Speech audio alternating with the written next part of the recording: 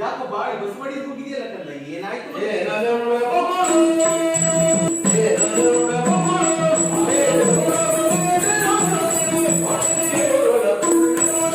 ಅಮ್ಮ ನಿನ್ನಿಂದ ಅದನ್ನು ಪಡೆದು ಹೋದವ ನಾನು ಮಳೆಬೇಟೆಗಾಗಿ ಆದರೆ ಅಲ್ಲೊಂದು ವಿಚಿತ್ರ ನಡೆಯಿತಮ್ಮ. ಏನಾಯ್ತು ಕಂದ? ಕಂಡೆ ನಾನು ರೂಪಸಿಯನ್ನ. ಹೌದಾ?